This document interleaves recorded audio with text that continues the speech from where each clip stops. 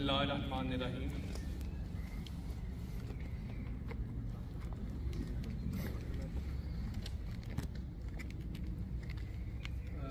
Akbar Beg Sahib lässt bekannt geben, dass seine Mutter Saab और Akbar bag साहब लिखते हैं कि खाकसार की वालदा मोहतरमा सफ़िया सुल्ताना बेग साहिबा मोर खातीन मई बरोज़ जुमा मुल्क में बकाई लाही वफ़ात पा गई हैं। इन्ना लिल्लाहि व इन्ना इलैहि राजिऊन। मरहूमा हज़रत मसीह मऊद अलैहिस्सलाम के साथी मोहतरम मलिक शादिर खान साहिब की डॉक्टर थी। मरहूमा अक्सर 34 साल से चंदी में मुकीम थी। लोकल जमात में सेक्रेटरी तरबियत के अलावा मुख्तलिफ शोबाजात में खिदमत बजा लाती थी। अलावा जलसा सालाना रीजनल इज्तिमा पर भी खिदमत की तौफीक मिलती रहती थी। मरहूमा को कुरान करीम से बहुत मोहब्बत थी। रमज़ानुल मुबारक में 2 से 3 दफ़ा इसका दौर मुकम्मल करने की तौफीक मिलती। मरहूमा को हज करने की भी सादत हासिल हुई है। चंदाजात में बाकायदा से अदा करती थी। तहरीकात में भी बढ़ चढ़ कर हिस्सा लेती थी। तो रस्मीन में से अक्सर अशारा को ज़ुबानी याद थे। अल्लाह ताला मरहूमा को जन्नत फिरदौस में अता फरमाए और लवाहिदीन को जो है सब्र जमील अता फरमाए। मरहूमा के बेटे अकबर बेग साहिब भी जमाती और तंजीमी अहदों पर फाइज रहे और खिदमत बचा लाते रहे हैं। इस वक्त सेक्रेटरी वसाया के अहदे पर फाइज हैं।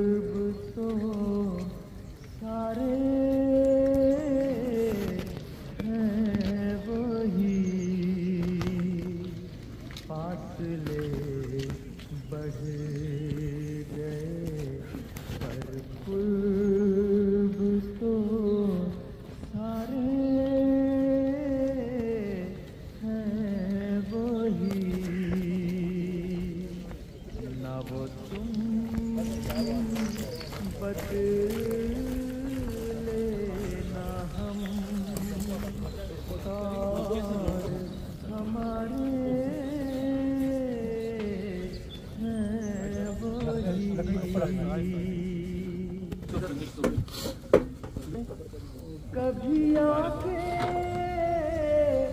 देखो तो सही,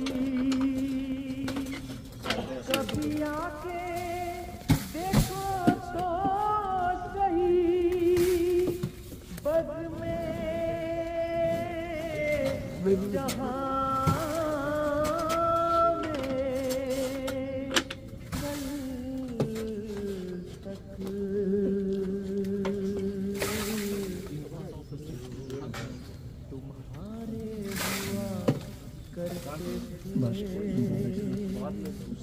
जो तुम्हारे हुआ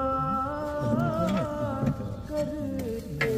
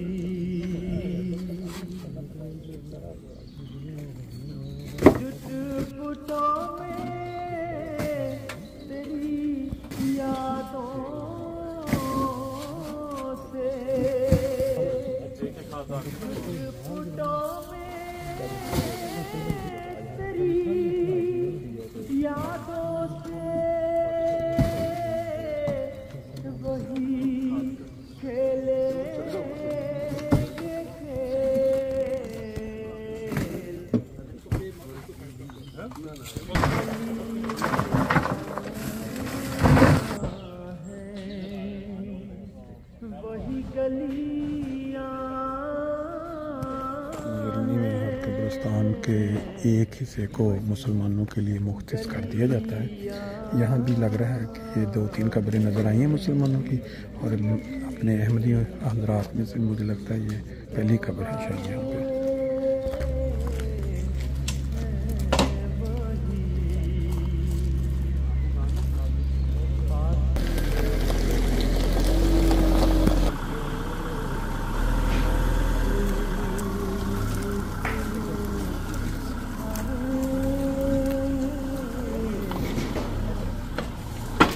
ये जिस तरह नबी पाक सल्लल्लाहु अलैहि वसल्लम का इरशाद है कि जब भी कोई बुज़ुर्ग, कोई भाई, कोई बहन दुनिया से जाएं तो उनकी जो खूबियां हैं ना, उनका ज़िक्र होना चाहिए, ज़िक्र खैर के रंग में, ताकि जो बाकी आइंदा आने वाली नस्लें वो सुने, दुआ का भी बायस बने और वो सबक भी सीखें। इस वक्त हमारे साथ जिनकी वालदा वफ़ात पा गई, बड़े बेटे जो हैं वो मौजूद हैं। इनका तारुफ़ इन्हीं से हम हासिल करते हैं और थोड़ी खूबियाँ ये वालदा के मुतल्लिक़ और उन्होंने जो इनकी तरबियत की, अपना थोड़ा तारुफ़ करवा दें फिर साथ। नसीर अहमद बेग तो जमात में है, तो ये मेरी वालदा थी। तो इन्होंने तो हमें सिर्फ बहन भाइयों का प्यार, इकट्ठा रहना और जमात के साथ जो है उसकी तरबियत में बहुत ज़्यादा जोर दिया। तो हमारी तरबियत के लिहाज से ये हज़रत मसीह मौद के जो घराने, जो कादियाँ के वाक़यात थे, वो हमें सिखाते रहे हैं ताकि हमारे अंदर मोहब्बत पैदा जज्बा हो। और हमारी तरबियत में भी उनका यही रहा है कि भाई हमेशा मिल के बैठ के सारा। तो अल्हम्दुलिल्लाह अफसोस तो है खुदा, माँ का जो मर्तबा है या दर्जा, वो तो इससे कोई चीज़ और दुनिया की हो नहीं सकती। लेकिन यह है कि एक अच्छी माँ जब इस दुनिया से जाती तो उसकी जो औलाद में जो खूबियाँ नज़र आती हैं ना, वो पता चल जाता है कि कैसी तरबियत माँ ने की है। मैं तो अभी तक तो अल्लाह के फजल से बहुत ज़्यादा मरकज़ में, रीजन में, मकामी सतह पर भी खिदमत की तौफीक मिलती रही है। अब भी मैं सेक्रेटरी तबलीग भी हूँ, सेक्रेटरी जायदाद भी हूँ सुल्तान जमात का। अच्छा, तो कितने बहन भाई हैं आप? हम 6 बहन भाई थे। अच्छा। जिनमें मेरे एक भाई थे, यहाँ वो फौत हो गए, यहीं पर लिम्बर्ग में थे। अच्छा। तो एक मेरी जो सिस्टर है वो पाकिस्तान में है सिर्फ, तो बाकी हम सारे बहन भाई। अच्छा, तो ज़्यादा मौका खिदमत का किसको मिला है? वालदा? मुझे वैसे इस लिहाज से देखा जाए तो ज़रा मौका कम मिला। अच्छा अच्छा अच्छा, ठीक है। यही दुख है।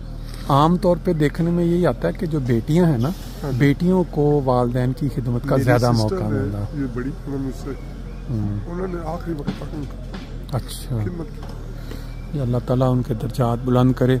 बाकी कोई ऐसा वाक़या अगर आपको याद हो वालदा के हवाले से कि जो आप समझते हैं कि बाकी लोगों के लिए एक मिसाल है, कि जैसे तरबियत के हवाले से, खिलाफत से ताल्लुक़ के कोई ऐसी बात आपको कोई ज़हन में ऐसी याद? खिलाफत के ताल्लुक़ से लिहाज ये है कि उनका खलीफा खामिद के साथ भी काफ़ी खतों किताबत रही है। तो उनको पता था कि क्योंकि मेरे नाना स्वाबी थे। अच्छा अच्छा, मेरे नाना स्वाबी थे और ये सब उनके मेरे बेटियों में से बड़ी थे।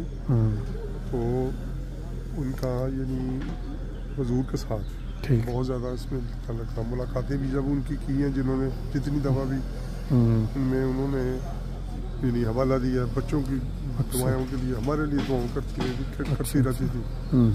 तो बहरहाल उन्होंने खिलाफत के साथ उनका तो बहुत ज़्यादा ताल्लुक़ था। तो जब भी हुजूर से मुलाकात किया, स्पेशल उन्होंने उनके साथ सारा किया।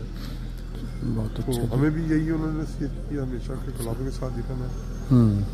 मेरे दादा चूँकि वो भी स्वाबी थे। अच्छा अच्छा, तो इसलिए हमारे पास तो मैं समझता हूँ कि हमारा ये ज़्यादा फ़र्ज़ है कि हम बिल्कुल के लिए। बिल्कुल सही बात है, बिल्कुल सही।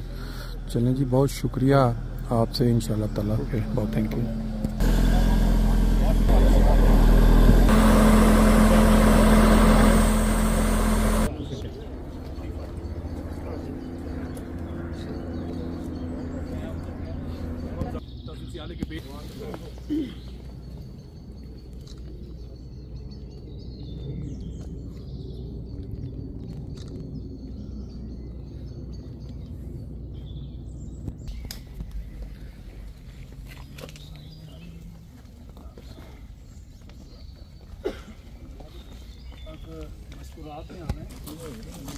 आज हम जैसा मैंने आपको बताया कि एक जनाजा व तदफीन के लिए लिम्बुर्ग शहर जो है, जो 70 किलोमीटर दूर फ्रैंकफर्ट से, वहाँ आए हुए थे।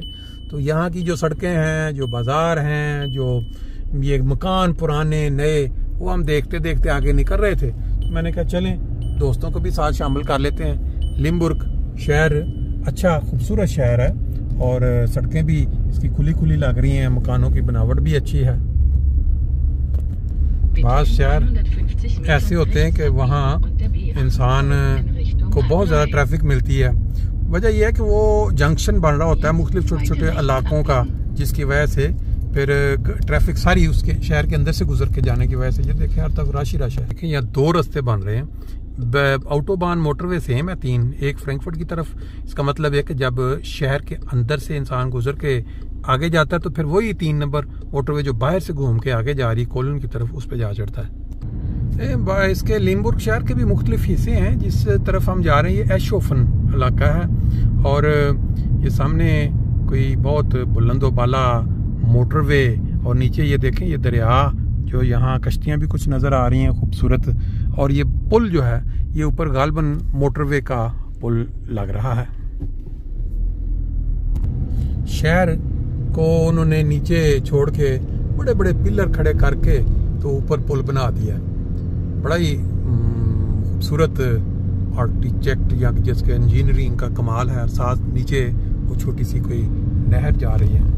फिर उस पुल के बाद आगे एक और पुल नज़र आ रहा है, बीम की शक्ल में इसको बनाया गया है, दरमियान में एक पिलर और साइडों पे बाकी बीम। मेरा ख्याल है कोई गालबन छोटा सा कोई दरिया है, इसका कोई नाम होगा लाजमी। ये जो इलाका जो लिम्बुर्ग के साथ है एशोफन, उसका आगाज़ हो गया है और ये देख के अंदाज़ा हो सकता है कि मेन सड़क जो एंटर हो रही है उसके ऊपर जो घर बने हुए हैं, मतलब किस तरह कितने पुराने हैं, काफ़ी उनकी बनावट से ही पता चल रहा है। काफ़ी पुराना इलाका है, पुराना हिस्सा है ये लिम्बुर्ग का। अमूमन ये देखने में आया है कि जब भी कोई शहर या कस्बा उसके मिडल में अगर प्राइसेस किसी मकान की 5 लाख है तो थोड़ा एक साइड पे, जैसे अब ये एशोफन, तो यहाँ आपको वही 3 लाख 2.5 लाख में भी मिलने का मकान होता है, क्योंकि ज़्यादातर लोगों की ख्वाहिश होती है कि शहर के मिडल में वो लें जहाँ ज़्यादा मार्केटें वगैरह होती हैं, उससे प्राइसें फिर बढ़ जाती हैं। कहीं भी आप चले जाएं आपको चर्च ज़रूर नज़र आएगा, कोई गांव में दाखिल हो, किसी कस्बे में दाखिल हो, और अमूमन वो होता है नुक्कर पे। ये देखिए अब इधर से एक सड़क है, इधर सड़क है, बिल्कुल नुक्कर पे। बड़ा ज़बरदस्त किस्म का मंजर। इंशाअल्लाह ताला आने वाले वक्तों में इस तरह मस्जिदें यहाँ नज़र आया करेंगी।